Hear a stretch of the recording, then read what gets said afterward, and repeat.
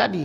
Sebenarnya mestinya ilmu menghasilkan akhlak mulia, mestinya. Bukan ilmu menghasilkan kemaksiatan, kemungkaran dan kebejatan. Ini bisa Bapak Ibu lihat kan? Tak perlu saya sampaikan contohnya, tapi Bapak Ibu bisa lihat kan? Perubahannya begitu Bapak Ibu. Dampak dari pemikiran yang sederhana ini ternyata berdampak serius terhadap runtuhnya moral, adab, etik. Pada siapa? Semuanya Pak. Yang ngomong-ngomong itu, yang merusak-merusak itu kira-kira jabatannya apa? Bismillahirrahmanirrahim. Assalamualaikum warahmatullahi wabarakatuh.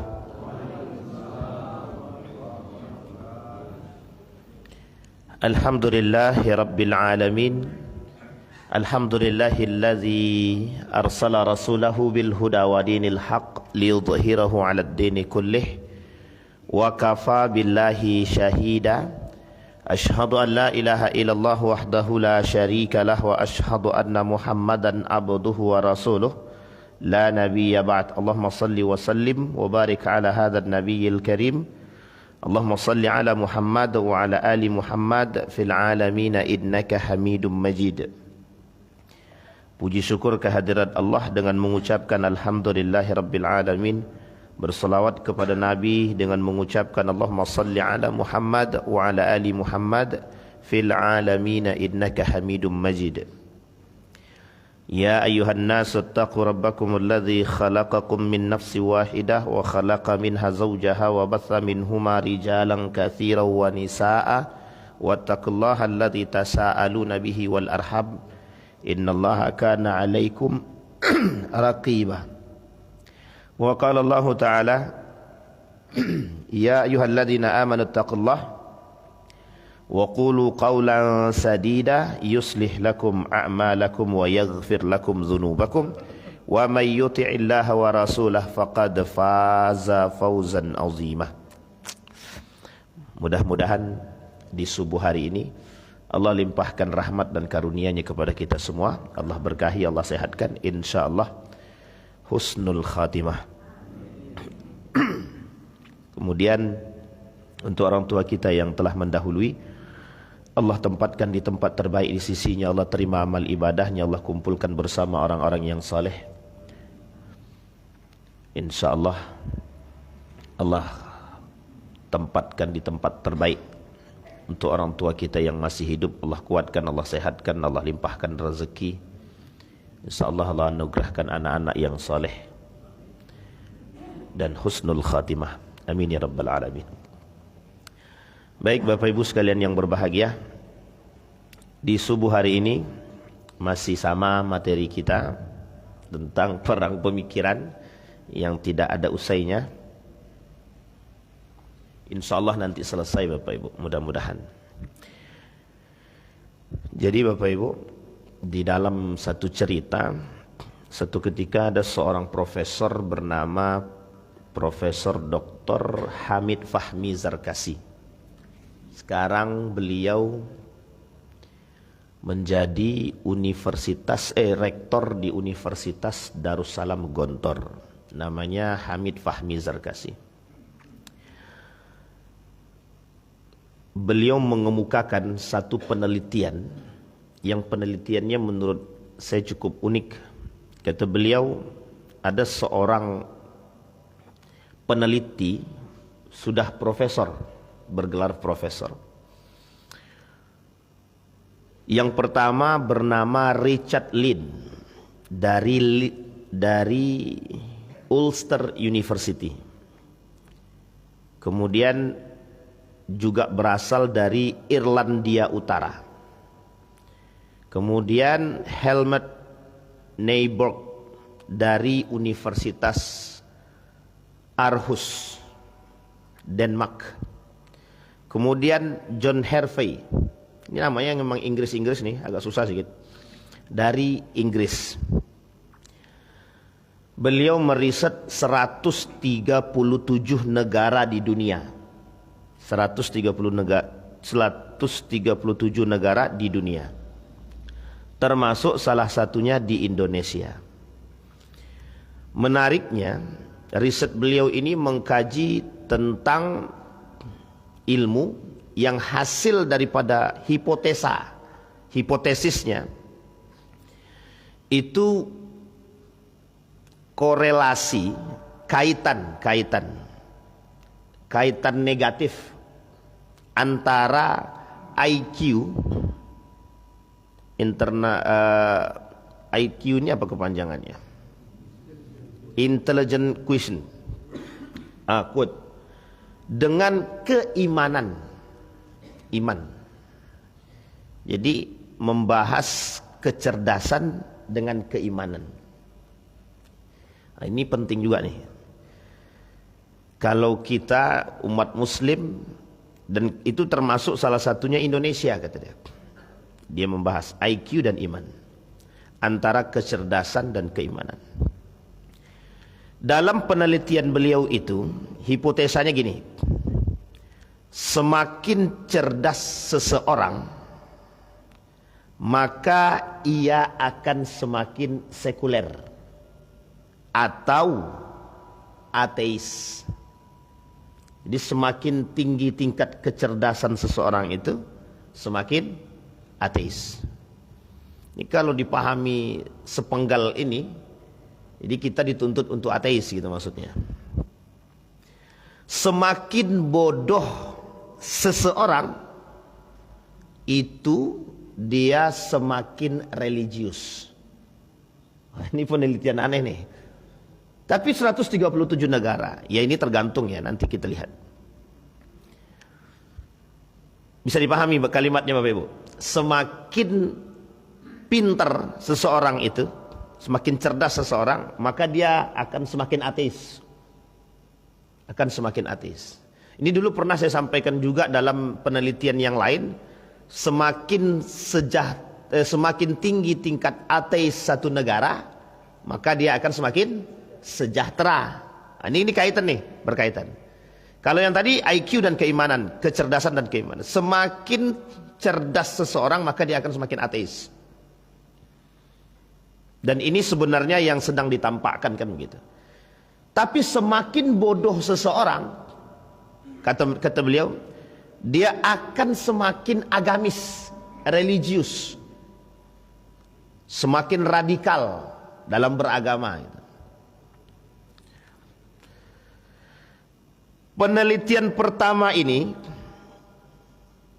yang dilakukan oleh mereka ini, ternyata penelitian ini oleh beberapa ilmuwan Eropa itu bukan penelitian pertama dan sudah pernah terjadi. Kalau kita rujuk dalam sejarah, ada namanya Walid, ini bukan Walid dalam film Malaysia ya, Al-Walid ibn Mughirah atau Al-Walid Al-Mughirah. Dulu Al-Walid Al-Mughirah itu pernah berkata begini. Kata Walid Al-Mughirah itu, Al-Quran itu adalah makhluk yang memang diciptakan oleh Muhammad. Padahal Walid ini waktu itu menjadi termasuk salah satu teman baginda Nabi Muhammad sallallahu alaihi wasallam. Ini memang cerita di balik Walid ini memang agak aneh sedikit. Kata Imam Jalaluddin As-Suyuti itu, Ibnu Katsir dan kawan-kawan sepakat bahwa yang dimaksud Walid di sini yang pernah hidup di masa itu. Jadi sejarah pertama orientalis itu, kata para ulama ini bagian daripada atau cikal bakal daripada orientalis. Jadi cikal bakal daripada orang-orang yang merusak agama.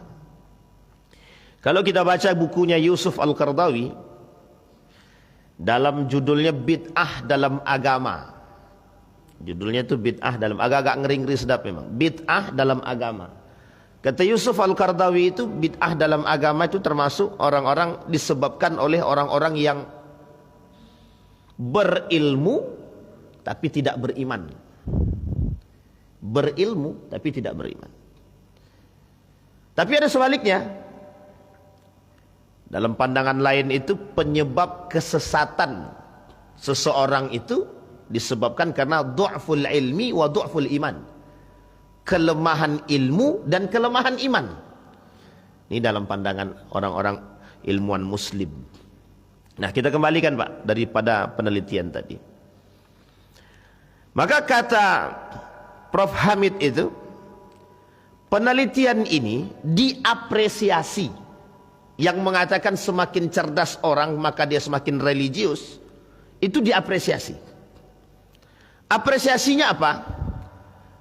Boleh kita lihat orang-orang di Indonesia ini, terkhusus untuk di Jawa, itu tingkat religiusnya itu kan tinggi. Artinya bagaimana? Artinya ya solawatannya, ya ngajinya, ya ininya segala macam. Kalau kita rujuk kepada penelitian tersebut, itu mereka katakan bahwa sebenarnya orang-orang seperti ini orang-orang yang hanya tidak mengembangkan kecerdasan gitu. Ini nanti ada faktornya pertumbuhan, ada kaitannya dengan perkembangan ilmu pengetahuan dan teknologi dalam dunia Islam. Ini kaitannya, Pak. Sehingga kata mereka, umat muslim yang rajin sholat, umat muslim yang rajin ibadah, itu adalah umat muslim yang terkongkong kecerdasannya sehingga tak berkembang. Bahasa sederhananya begini, bagaimana mau sampai ke astronot, bagaimana mau sampai ke kemana itu planet-planet, sementara lo masih mikirin sholat gitu. Lo masih berantem nih masalah kunut dan tak kunut, yang lain dah sampai ke bulan. Nah, itu bahasa sederhananya sebenarnya gitu. Itu bahasa ini, dua ini ada kemungkinan bentuk sindiran, bentuk pelecehan gitu. Jadi dia kata keterbelakangan keilmuan, sehingga muncul dalam satu persepsi begini. Dan ini disampaikan itu dalam perdebatan para ulama itu, termasuk terkhusus dalam persoalan orientalis ini. Siapa yang mendoktrin orang agar bisa lebih taat beragama seperti ini, agar orang itu dekat dengan agama seperti ini? Yang masuk dalam daftar tersangka itu adalah Imam Al-Ghazali. Imam Al-Ghazali menjadi tersangka atau dituduh sebagai penyebab keterbelakangan umat muslim di akhir itu, karena mengajak umat muslim itu untuk lebih kepada mendekatkan diri kepada Allah, dalam bahasa lainnya bertasawuf lah. Sehingga dalam aspek ini Imam Al-Ghazali itu disalahkan atas keterbelakangan. Maksudnya bagaimana? Ya sekarang kita lihat, ilmu teknologi tidak muncul di Indonesia, tidak muncul di Saudi. Loh, Saudi baru menemukan kecanggihan-kecanggihan itu kapan? Baru abad ke-20 ini, Pak. Sebelumnya, ya itu tadi, cerdasnya Saudi itu, cerdasnya orang Timur Tengah itu cuma satu aja, berdagang. Selain itu tak ada cerdas-cerdasnya, kata mereka. Nah, identiknya Islam itu dari timur, sehingga terjadi yang disebut dengan benturan antara timur dengan barat. Sampai sini paham ya Bapak Ibu ya? Ini kita logikakan berfikirnya. Gara-gara penelitian ini, itu dikatakan bahwa semakin tinggi tingkat kecerdasan harusnya dia semakin ateis, atau dia semakin sekuler. Maksudnya adalah dari penggalan kalimat ini, otaknya lebih berpikir lebih terbuka. Yang kedua, tidak menjadikan agama sebagai kongkongan. Artinya agama tidak lagi menjadi satu pusat perhatian atas perkembangan ilmu teknologi, ilmu pengetahuan dan teknologi. Sampai sini paham ya Bapak Ibu? Nanti kita jabarkan secara sederhana. Ini yang diinginkan sama mereka. Sehingga kata mereka, kalau dalam urusan kami membuat mobil tidak perlu harus ada regulasi agama. Loh, kami mau jualan ya tidak harus ada urusan agama. Loh, kalau kita ada urusan agamanya, kapan selesainya, kapan kayanya, kapan pinternya, gitu. Bahasanya begitu. Nah, ini poinnya Pak. Sehingga kalau kita kembalikan pada poin yang kedua, penggalan kedua tadi, semakin tinggi tingkat kebodohan, maka dia semakin religius. Artinya dia ingin katakan keterbelakangan atau kemunduran ilmu pengetahuan di dalam Islam itu disebabkan religiusnya umat itu. Disebabkan karena radikalnya orang-orang terhadap agama. Nah, ini poinnya di sini, Pak. Sehingga dalam penelitian ini itu 3 profesor datang dari luar negeri. Saya kemudian membenturkan kepada kita, bukan membenturkan, mengajak kita berpikir. Kira-kira kalau yang berbicara ini adalah orang yang bergelar profesor kemudian datang dari luar dan berbicara di hadapan orang-orang seperti awam seperti kita ini, kira-kira bagaimana? Kira-kira mampu merubah pola pikir kita atau tidak? Mampu apa tidak? Itu satu. Yang kedua, kita lihat, Pak, itu di tahun 2010. Ya, penelitian ini dikemukakan oleh Hamid Fahmi Zarkasi 2010. Sekarang 2025. Sudah berapa tahun kira-kira? 15 tahun yang lalu. Sekarang kita lihat, Pak. Apa maksud Profesor Dr. Hamid Fahmi Zarkasi mengemukakan ini? Maksudnya adalah betapa mereka serius ingin merubah pola pikir masyarakat ini yang sudah dekat dengan agama ini untuk lebih terbuka dengan agama. Bahasa sederhananya selesai itu. Nah, sekarang Bapak Ibu, kita lihatkan, Pak, dampak daripada pemikiran yang seperti ini. Ketika berbicara atau menjadikan satu landasan penelitian yang sifatnya liberal seperti ini, yang mengajak kita lebih jauh daripada agama seperti ini, dampaknya apa? Ada dampaknya, ada 2. Setidaknya ada 2. Satu, orang lemah secara agama. Yang kedua, timbul moderat-moderat. Artinya adalah mereka lebih sifatnya modern hidupnya. Kami tidak terikat dengan agama, jadi kami bebas melakukan apapun, yang penting kami tidak keluar daripada jalur syariat. Kita ambil contohnya begini. Dulu pakaiannya adalah gamis bagi perempuan, sekarang pakaiannya adalah lepis. Yang penting sama-sama menutup. Ini dia bahasa moderat itu begitu, kata mereka. Padahal kalau ditelusuri dari berbagai macam literatur atau bahasa hadis Nabi, sebenarnya ia salah gitu.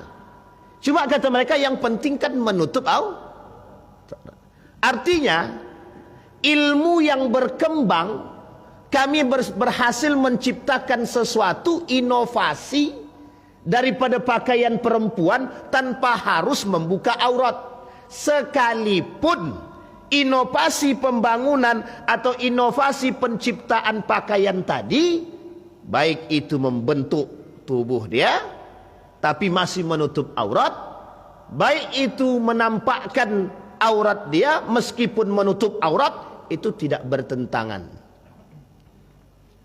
Tapi kan hadis Nabi tidak begitu. Kata Nabi, ada orang di akhir zaman itu berpakaian tapi telanjang. Ini dia pertumbuhannya. Sehingga menurut mereka pertumbuhan itu tidak boleh, pertumbuhan ilmu pengetahuan dan teknologi tidak boleh ditutupi atau dibatasi oleh agama. Orang mau berinovasi, ilmu menghasilkan inovasi. Jadi kalau orang berinovasi, ya biarkan. Agama tidak usah ikut-ikutan. Contoh, khamar itu haram. Haram itu khamar itu. Maka akan dibuat diinovasi sebaik mungkin, sehingga kelak khamar itu menjadi tidak haram. Bagaimana caranya itu? Nah, begitu caranya, Pak.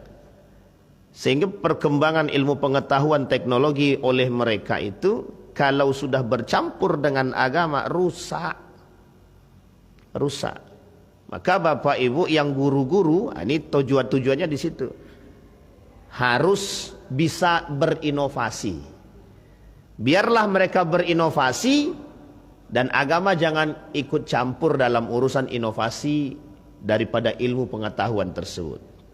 Nah, disinilah Pak yang tadi saya katakan mengapa Imam Al-Ghazali menjadi tersangka. Sehingga tolaknya di situ. Karena yang dikaji Ghazali terus kata dia. Imam Al-Ghazali meninggalkan ilmu filsafat, pindah menjadi ahli tasawuf, sufi. Sehingga ketika Imam Al-Ghazali pindah dari ilmu filsafat menjadi orang sufi, dia menolak pemikiran daripada Ibn Rusdi yang masih berpegang pada filsafat. Sehingga kata orang Eropa itu, Averroes ini adalah orang yang paling berpengaruh dalam perkembangan ilmu pengetahuan dan teknologi. Jadi secara sekilas kalau kita melihat dalam gambaran ini, itu orang Eropa sebenarnya mengagungkan Averroes Ibn Rusdi, tapi sekarang menutupi mata daripada Ibn Rusdi. Paham ya Bapak Ibu ya? Bahasanya mereka mengambil ilmu dari Ibn Rusdi, tapi mereka menutup mata daripada Ibn Rusdi. Maksudnya bagaimana? Ilmu diambil, orangnya dibuang. Apa tujuannya? Tujuannya sederhana. Ini dari bahasa sini kita sudah bisa ngambil sebenarnya. Tujuannya sederhana. Ibn Rusdi masih identik dengan agamis. Orangnya masih religius. Sehingga harus disingkirkan dulu. Tujuannya apa? Ketika Ibn Rusdi tersingkirkan, agama tersingkirkan. Sehingga dalam ilmu pengetahuan tidak ada urusan agama. Nah, inilah yang terjadi. Kalau Bapak Ibu lihat kasus ini paling mudah untuk ditemukan kasusnya ke universitas. Di universitas-universitas. Kita akan melihat betapa banyak perubahan-perubahan itu dan sekian banyak ide-ide untuk memisahkan antara agama dengan keilmuan. Nah, sekarang Bapak Ibu kita bicara tentang perkembangan ilmu pengetahuan dan teknologi dalam Islam. Kita lihat Pak. Kalau Bapak Ibu baca dalam sejarah, ada satu buku tebal sekali. Kontribusi ilmuwan muslim terhadap ilmu pengetahuan dan teknologi. Satu. Yang kedua, kontribusi Islam terhadap perkembangan ilmu pengetahuan dan teknologi di barat. Dua buku itu saja. Penulisnya dua-duanya itu kredibel dan kedua-duanya dipandang oleh dunia. Dalam dua pandangan ini Pak, dalam dua buku ini hampir tidak bisa ditemukan cacat atas pertumbuhan teknologi, ilmu pengetahuan dan teknologi di barat itu tidak bisa dilepaskan dari tidak bisa Pak. Sama sekali tidak bisa. Kita lihat Pak, dalam sejarah. Itu kalau kita rujuk. Kita ambil yang pertama dalam ilmu pengetahuan pada masa baginda Nabi Muhammad SAW dan Khulafaur Rasyidin. Kita ambil dulu pada masa Nabi. Pada masa Nabi, kalau melihat solat zuhur itu bagaimana? Lihat solat zuhur itu bagaimana? Menentukan solat itu bagaimana? Bagaimana? Nengok cahaya matahari. Apa waktu itu sudah ada hisab? Sudah ada hilal? Hisab belum ada. Kalau hilal, ya memang lihatnya matahari. Kalau bulan ditengok dia bulan, kalau solat dia bisa tengok matahari. Karena memang itu aturan dalam agama. Kalau dia lihat matahari lurus tegak begitu, ini ada kemungkinan waktu zuhur sudah masuk nih. Gitu. Kalau ditengok garis merah, oh berarti salat subuh sudah masuk nih kan begitu. Ini tolak ukur Pak. Sehingga Pak mohon maaf ketika itu, apakah Nabi mengatakan ini harus ditinjau dalam ilmu falak? Nabi tak kata demikian. Kenapa Nabi tak kata demikian? Karena waktu itu tempat bertanyanya selesai satu orang saja. Nabi masih hidup. Tapi ingat, Al-Quran menurunkan ilmu yang lain yang ada basis matematiknya. Ilmu waris dalam Al-Quran. Bahkan umat muslim itu wajib merujuk kepada Al-Quran, tidak boleh pada ilmu yang lain dalam urusan warisan. Di situ urusannya apa? Jelas semua di situ, Pak. Perhitungan ilmu waris ini, Pak, bukan hanya muslim yang mempelajari, termasuk orientalis di dunia ini mempelajari satu ilmu yang disebut dengan perwarisan. Ini kalau saya dulu pernah ikut satu sekolah, waktu saya sekolah dulu di Malaysia itu. Jadi dalam belajar kita itu orientalis Jerman, dari Prancis, dari Inggris itu ikut. Cuma ikut belajar bagaimana ilmu faraid. Coba bayangkan tuh. Artinya itu betul-betul menjadi satu sorotan. Dan itu sudah ada pada masa baginda Nabi Muhammad SAW. Yang ketiga, pada masa baginda Nabi Muhammad SAW, pada masa baginda Nabi Muhammad SAW, Nabi menyampaikan sesuatu yang tidak diketahui oleh orang-orang sebelumnya. Oleh orang-orang sebelumnya dan setelahnya. Cuma diketahui oleh baginda Nabi Muhammad SAW. Perkara hari kiamat, cerita dan lain sebagainya. Sebagian peninggalan-peninggalan itu dilakukan penelitian oleh para ilmuwan-ilmuwan pada abad ke-19 dan ke-20, membuktikan kebenaran perkataan Nabi yang bersandarkan pada Al-Quran. Artinya ilmu pada saat itu sudah tinggi. Kalau tidak tinggi, Pak, bagaimana Nabi bangun masjid? Sekarang saya tanya, bagaimana cara Nabi membangun Masjid Kuba? Pakai batu dibuat dari apa? Cuma tanah dibentuk, kasih air, ada satu tambahannya. Pelepah kurma. Jadi pelepah kurma itu dikeringkan, dihancurkan, dicampur dengan air, dicampur dengan tanah, jadi dibentuk jadi batu, Pak. Batako. Semennya dari mana? Dari situ juga. Sehingga mohon maaf, memang waktu itu kelihatan kolotnya adalah tidak ada plaster, kan begitu. Tidak ada plasternya begitu. Tempat tidur Nabi memang terbuat dari dipan, bukan dipan ya, apa namanya? Terbuat dari pelepah kurma, sehingga kalau bangun Nabi nampak benjolan-benjolan. Karena waktu itu yang bisa dibuat cuman itu, Pak. Pelepah kurma harus membuka dulu. Tapi kalau seandainya, mohon maaf, kalau seandainya ngambil kulit-kulit yang ada di situ kan tidak bisa. Harus mengguliti dulu, potong batang pohon kurma itu. Dijadikan tempat tidur. Sama. Artinya kecerdasannya ketika itu umatnya sudah berpikir. Dan itu menjadi satu hal yang hari ini dalam situs sejarah itu tidak boleh dihilangkan. Karena awal pertumbuhan teknologi, gaya berpikir. Sehingga dimasukkan dalam situs, Pak. Dimasukkan dalam situs dan dimasukkan ke museum itu. Dimasukkan ke museum. Raja Ali Haji buat apa? Buat buku, bukan hanya Gurindam 12, kamus bahasa Melayu. Ada kita yang punya. Siapa Bapak Ibu yang punya orang Melayu asli? Cari pakai shot ya, asli. Ada enggak orang Melayu yang punya buku kamus bahasa Melayu pertama? Enggak ada yang punya, kan? Tapi dimuseumkan. Dan banyak orang Malaysia yang punya. Yang punya orang kita. Lahirnya di sini kita enggak punya, Pak. Kita enggak punya itu. Orang Malaysia dipelajari, Pak. Waktu saya sekolah di sana itu dipelajari itu. Masuk kami dalam museum itu. Apa saya bilang sama, boleh enggak saya fotokopi? Apa kata dia? Ini kaitannya dengan negara, Pak, kata dia. Kalau Bapak mau izin sama negara.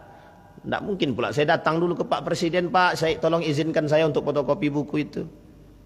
Harusnya kan inisiatif lah. Inisiatif negara, ambil itu kopian, bawa ke sini, masukkan.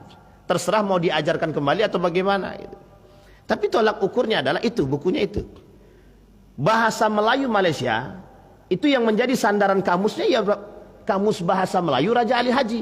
Dan hari ini ditemukan bahasa Melayu itu menjadi bahasa paling populer di dunia pada masanya oleh orang ilmuwan Malaysia. Kan cerdas tuh Pak. Muslim, ilmuwan Muslim Malaysia. Kita kembalikan tadi, kembali pada masa Nabi. Ini masa Nabi Pak. Sehingga kecerdasan pada masa Nabi itu menjadi salah satu cikal bakal. Nah, yang tidak diterima oleh mereka kaum barat ini adalah ketika umat muslim ini menafikan atau meniadakan keberadaan peradaban Yunani. Nah, ini dia poin benturannya di sini. Sehingga kata orang barat, kata ilmuwan barat itu, tidak ada Islam yang ada Yunani. Ini yang terjadi sekarang. Makanya kita ini dianggap masih mengikuti peradaban Yunani. Hasilnya adalah dipelajari oleh peradaban ilmuwan barat. Yang akhirnya adalah kita digeserkan ke arah pemikiran-pemikiran mereka yang disebut dengan barat tadi. Bergeserlah sedikit demi sedikit. Nah, inilah yang ingin yang harus kita lihat Bapak Ibu, pergeseran ilmu pengetahuan tadi. Dan ini Bapak Ibu, proyek ini sampai harus berhasil. Proyek ini proyek Bapak Ibu, proyek. Ini adalah proyek. Maka dihasilkanlah nanti apa yang dihasilkan dari hal tersebut banyak Bapak Ibu. Pemisahan antara agama dengan pendidikan, politik dan lain sebagainya. Dampaknya ke situ. Nah, sekarang kita lihat pertumbuhan teknologi, pertumbuhan ilmu pengetahuan dan teknologi pada masa Khulafaur Rasyidin. Jadi asasnya baginda Nabi Muhammad sallallahu alaihi wasallam. Sekarang kita masuk pada Khulafaur Rasyidin. Kita mulai dari Abu Bakrin Siddiq. Pada masa Abu Bakar, meski hanya 2 tahun masa kepemimpinan, 2 tahun, ilmu pengetahuan yang paling dikenal pada masa itu adalah persoalan zakat dan persoalan nabi palsu. Persoalan nabi palsu ini tinjauan keilmuannya adalah syair. Syair menunjukkan tandingan kehebatan orang-orang para nabi yang mengaku lebih cerdas dalam bersyair, ternyata Al-Quran lebih cerdas daripada mereka. Jadi waktu itu Bapak Ibu, orang yang pandai bersyair itu adalah orang yang paling cerdas, mulia, baik, karena terhormat dia, pandai dia. Ternyata Al-Quran lebih cerdas. Jadi kebodohannya nabi palsu yang bernama Musailamah Al-Kadzab tadi, itu seolah-olah ingin melakukan tandingan terhadap Al-Quran, sehingga dia buatlah bahasa yang lucu. Ketika di Al-Quran ada gajah, dia buat juga syair yang sifatnya gajah. Ini masyhur dalam cerita nih para ulama itu. Hei gajah, ini adalah gajah, badannya besar, belalainya panjang, kakinya gede, kata dia. Akhirnya oleh mereka, oleh pengikutnya sendiri diketawain tuh. Lah kok lucu gitu. Berbeda dengan maksudnya Al-Quran. Al-Fil. Bagaimana Bapak Ibu Al-Fil itu? Alam tara, tapi dalam syair Al-Quran tentang Al-Fil itu, Al-Fil itu berbicara tentang Raja Abraha yang dihancurkan. Dia berbicara tentang gajah. Ada yang kedua lagi Pak. Yang kedua itu berbicara tentang kata. Sama Pak, diketawain sama pengikutnya itu. Ternyata tidak cerdas dia. Ingin membuat tandingan, ternyata justru malah lucu. Nah, Abu Bakar tidak lama. Kecerdasan kedua yang paling fenomenal di antara umat muslim adalah bagaimana Abu Bakar menjadi pondasi terhadap peletakan pertama pengumpulan Al-Quran. Ini poin pentingnya Pak. Yang dianggap ketika itu sebagai satu hal yang sangat kolot, tapi ternyata terbukti sampai hari ini menjadi satu penelitian yang tiada akhir. Jadi Bapak Ibu, Perlu Bapak Ibu ketahui, penelitian terhadap Al-Quran yang kita baca ini sampai kiamat tidak akan selesai. Dan tidak ada akhirnya. Kenapa begitu? Mereka akan terus mencari dan mencari tahu tentang Al-Quran. Siapapun mereka. Orientalis itu tidak akan selesai dengan Al-Quran. Cuma ada dua kemungkinan. Satu akan membuat mereka semakin sekuler. Yang kedua akan membuat mereka semakin cinta terhadap Al-Quran. Kita lihat Pak. Kita lihat satu di antara sekian banyak itu. Pada masa Abu Bakrin Siddiq. Waktu itu mengumpulkan ayat Al-Quran dari mana? Dari batu, dari kulit onta, dari pelepah kurma. Kita ambil 3 ini saja. Coba Bapak Ibu bayangkan mengumpulkan batu, pelepah kurma, kulit onta yang sudah ditulis oleh para sahabat. Kita ambil 3 nama penulis terbaik ketika itu. Zaid bin Thabit, Ibnu Mas'ud. Kita ambil 1 orang cerdas anak muda, Ibnu Abbas. 3. Dikumpulkan Pak. Hei Ibnu Abbas, apa model yang kau punya? Kata Ibnu Abbas, aku cuma punya pelepah kurma. Apa kata Zaid bin Thabit? Kata sahabat kepada Zaid bin Thabit, hey Zaid bin Thabit, apa yang kau punya? Kata Zaid bin Thabit, apa yang tidak kalian punya aku punya. Itu Zaid bin Thabit itu. Karena Zaid bin Thabit ini selalu sekretaris Nabi yang selalu menulis apa yang disampaikan oleh Nabi dan selalu langsung menghafal. Jadi kalau buku yang tulisan dia hilang, hafalannya sudah melekat. Itu orang paling cerdas. Itu adalah Zaid bin Thabit yang selalu berada dengan Nabi. Jadi 2 tempatnya untuk meng-cross check kebenaran ayat Al-Quran itu cuma 2 tempatnya Pak. Zaid bin Thabit, yang kedua Ali bin Abi Thalib. Ini 2 sandaran ayat Al-Quran. Kalau lupa para sahabat yang lain, itu rujukannya cuma 2. Ali bin Abi Thalib, Zaid bin Thabit. Itu pun kalau lupa. Pertanyaannya, apa tingkat kelebihan orang Arab pada masa itu? Bukan menulis, menghafal. Jadi daya hafalnya orang Arab itu tinggi Pak. Jadi kalau dibandingkan sebenarnya orang Arab itu IQ-nya lebih tinggi sebenarnya kalau diajak menghafal. Coba kita tanding Pak, tandingan hafalan saja. Tidak usah hafalan yang jauh, hafalan silsilah. Sampai ke akar-akar mereka tahu Pak. Itu kelebihan Pak. Kalau orang Eropa itu kelebihannya menulis. Kelebihannya menulis. Padahal ajaran pertama kali yang mengajarkan menulis ini Nabi siapa? Idris. Nabi siapa Pak? Idris. Penemu pulpen pertama Pak. Kalau bahasa sejarahnya begitu. Itu Pak. Jadi kita ini sebenarnya apa yang tidak dimiliki oleh umat muslim sebenarnya? Tak ada. Cuma kita ini sekarang sedang dibodoh-bodohi aja.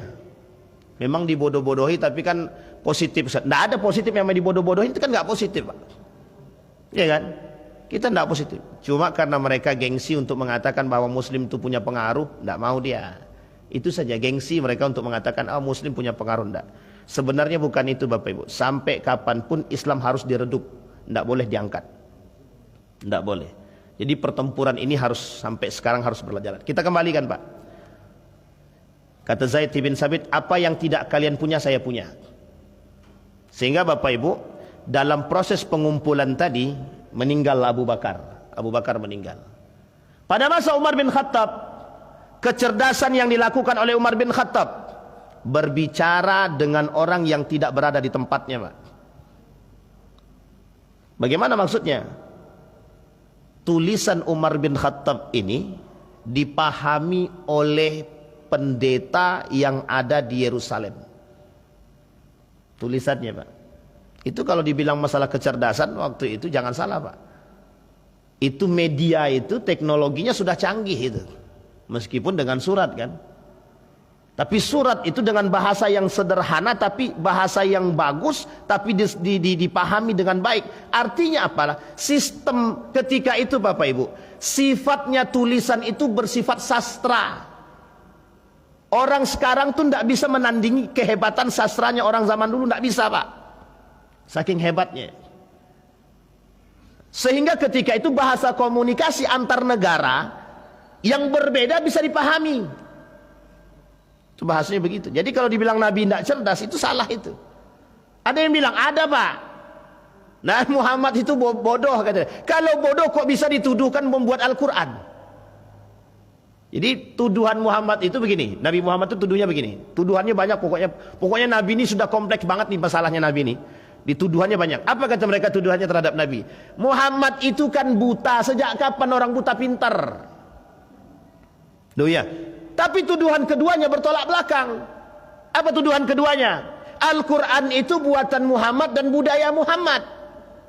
Lah pertanyaannya adalah Al-Quran setebal itu kok bisa dihasilkan dari orang yang buta? Ini sebenarnya bertolak belakang gaya berpikir mereka gitu. Sampai sini paham ya Bapak Ibu ya? Ini sebenarnya kita umat muslim nih yang harus sadar, bukan orang non muslim sebenarnya. Tapi kita umat muslim ini. Mengapa orang non muslim, orang kafir nama yang saya sebutkan tadi kaum musyrikun itu lebih intens mereka dengan Al-Quran ketimbang kita gitu. Ternyata kata Kunto Wijoyo, Islam itu sumber ilmu. Islam itu sumber ilmu. Dari sekian banyak itu diambil dari Al-Quran. Maka kata para ulama begini, ada beberapa hukum yang belum diketahui dan nanti akan diketahui sebelum datangnya hari kiamat. Ini bahasanya sebenarnya bahasa agak sedikit sensitif. Ada beberapa hukum yang belum ditemukan dan akan ditemukan sebelum datangnya hari kiamat.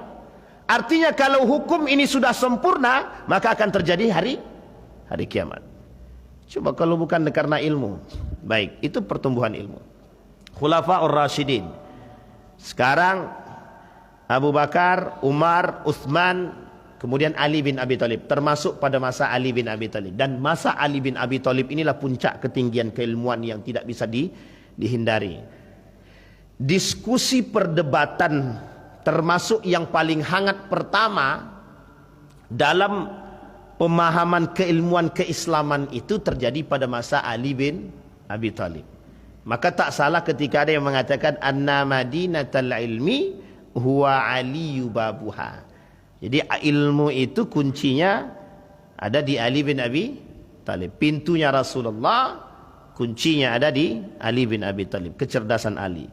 Ali cerdas, Ali pintar, Ali tak pernah berhenti belajar. Tapi lagi-lagi Bapak Ibu, yang harus dipahami adalah kecerdasan ketika itu kata sebagian para ulama bagaimana menghafal.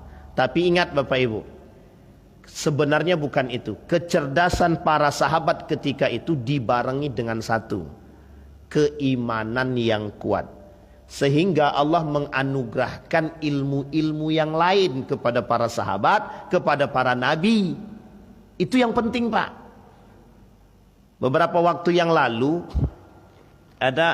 baru 2 hari atau 3 hari yang lalu, ada seorang jamaah WA saya begini, Ustadz, boleh kami ikut ilmu laduni? Saya bilang kapan ilmu laduni? Lah ilmu laduni itu seperti apa? Saya tanya dulu ilmu laduni seperti apa? Begini Ustaz. Jadi nanti Ustaz, kalau kita sudah dapat ilmu laduni diijazahkan sama guru. Jadi kalau ada orang yang mau serang kita, dia kaku duluan Pak Ustaz. Dikirimlah videonya Pak. Nah, ini model videonya Pak Ustaz kata dia. Saya bilang, ntar dulu saya bilang. Ilmu laduni ini Ustaz, dijelasin dia Pak panjang sama saya. Ilmu laduni ini Ustaz ada dalam Al-Quran min ladunka kata dia. Oh iya juga ya saya bilang. Saya tengok Pak, dikasih video 2-3. Saya bilang, kalau ada yang maling itu tangannya lengket sama mobil tuh Pak. Tangannya lengket sama mobil. Kan dia mau maling mobil nih. Ini dalam cerita itu ya, dalam videonya begitu. Dia mau maling mobil, ketika dia mau maling mobil, itu kalau orang punya ilmu laduni itu tidak bisa dicuri mobilnya. Bahkan tangannya lengket sama mobil. Ditarik begini, terbuka pintu mobilnya Pak. Saya bilang sama beliau, Ibu tanya sama mereka sholatnya di mana? Tanya sama mereka zikirnya apa? Dan tanya sama mereka puasanya kapan? Saya bilang begitu Pak. Dijawablah sama ibunya sekian-sekian. Sholatnya ada tambahannya, kan begitu? Kemudian zikirnya ini harus dikhususkan sekian. Saya bilang, Bu, setan itu bisa jalan di atas air. Jin itu juga. Jangankan hanya sekedar itu. Kebetulan waktu dulu saya pernah nuntut.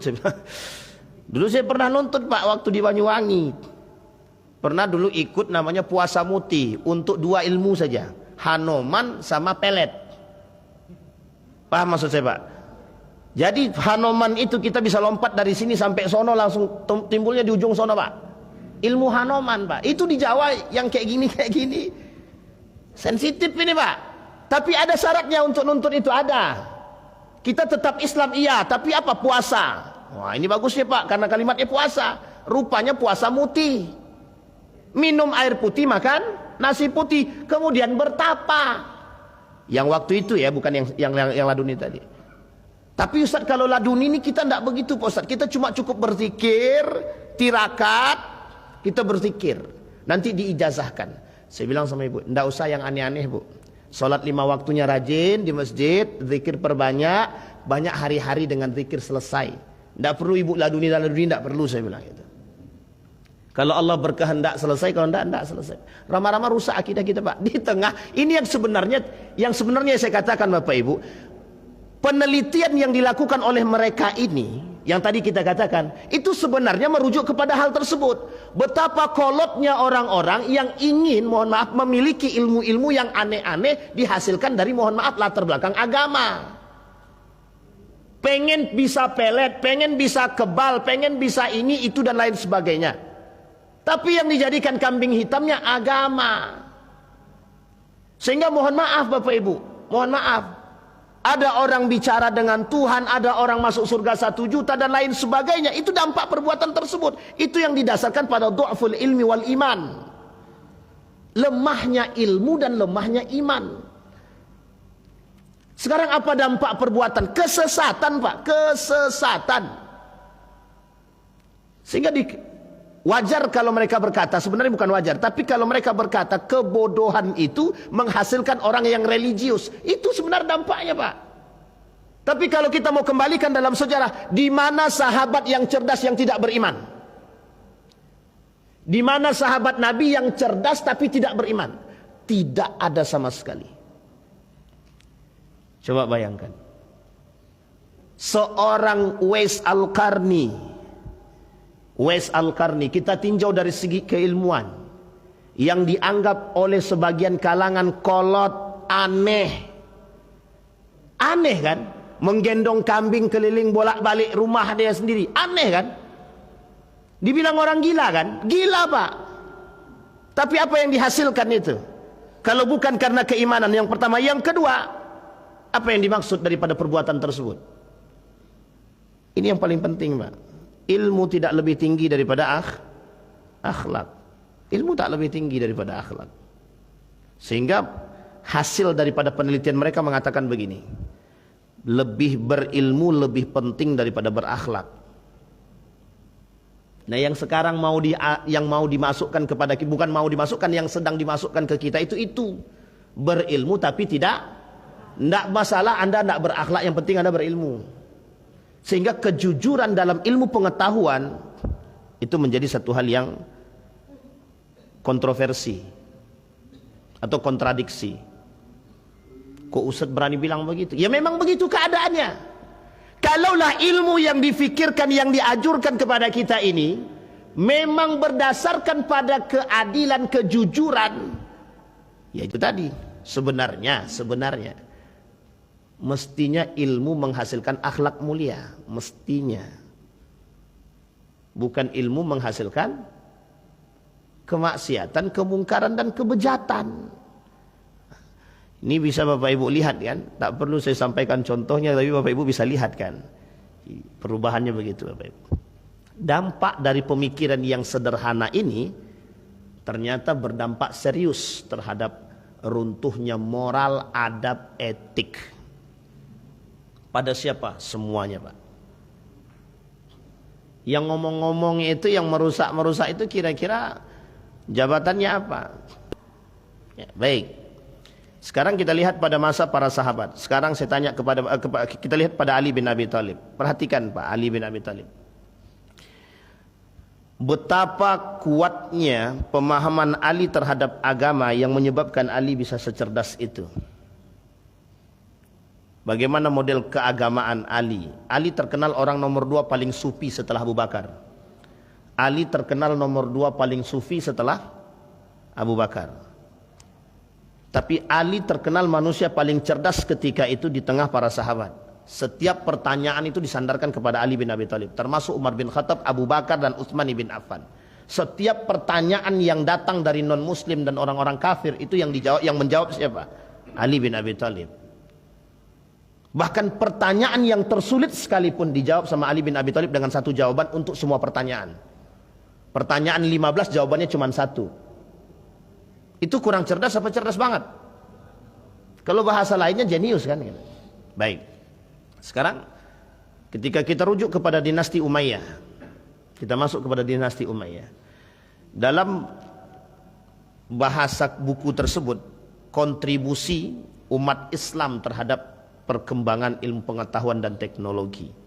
Kita ambil satu di antara mereka adalah ketika masa dinasti Umayyah tersebut, kita ambil seorang pemikir ternama. Ada namanya Hasan Basri. Hasan Basri itu sufi, Ustaz? Iya, sufi. Tapi cerdas. Tidak pernah berhenti menulis, Pak. Tidak pernah berhenti menulis. Dan tulisan yang dihasilkan itu keilmuan. Ketika kita berbicara tentang Abu Yusuf. Abu Yusuf menuliskan satu buku, tebalnya bukan main. Saya punya bukunya, Pak. Namanya Al-Kharraj. Al-Kharraj. Apa itu, Pak? Pajak. Orang pertama dari Muslim itu yang membuat sistem perpajakan itu adalah Abu Yusuf. Abu Yusuf. Dan sistem perpajakan Abu Yusuf ini dipelajari oleh ilmuwan-ilmuwan Inggris. Dipelajari. Cuma tidak diakui. Tidak diakui. Abu Yusuf itu perpajakan, Pak. Kapan baru muncul nama Abu Yusuf ini di permukaan bumi ini? Setelah sekian lama ditutup pada abad ke-20 oleh salah seorang orientalis yang berani jujur. Siapa Abu Yusuf? Dirunut sama dia. Ternyata Abu Yusuf siapa? Muslim. Kapan masanya? Terjadi pada antara dinasti Umayyah pada dinasti Abbasiyah. Ternyata ini sistem perpajakan, Pak. Baru perpajakan satu di antara sekian banyak. Ternyata kontribusi pertama dalam pemikiran perpajakan itu dihasilkan dari orang Muslim, Abu Yusuf. Dan dipelajarilah oleh beberapa orientalis dari Eropa terhadap pemikiran Abu Yusuf dan diterapkan di sana. Kemudian setelah dipakai, disingkirkan nama Abu Yusuf. Abad ke-20 baru muncul oleh orientalis Eropa itu sendiri. Coba bayangkan. Kejujuran yang terlambat, meskipun terlambat tapi dikemukakan. Itu lebih baik daripada tidak jujur sama sekali. Baru satu, Pak. Nanti ke depan kita lihat pertempuran mereka dan kejujuran mereka atau kebohongan para ilmuwan-ilmuwan barat itu terhadap ilmuwan-ilmuwan Muslim lainnya. Bisa dipahami, Bapak Ibu? Artinya, Bapak Ibu, perang pemikiran ini memang tidak ada henti-hentinya.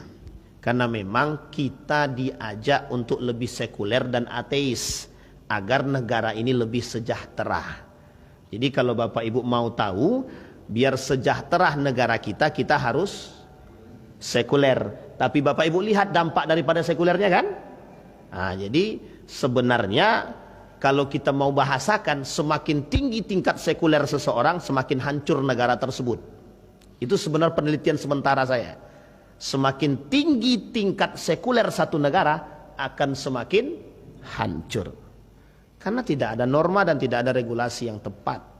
Setiap orang berhak menentukan regulasinya masing-masing. Ada pertanyaan Bapak Ibu? Tidak ada. Ini perang pemikiran berat, Ustaz. Mau tanyakan apa? Apa yang mau ditanyakan dari perang pemikiran ini gitu? Ada pertanyaan Bapak Ibu? Cukup ya Bapak Ibu ya? Baik, kalau cukup alhamdulillah.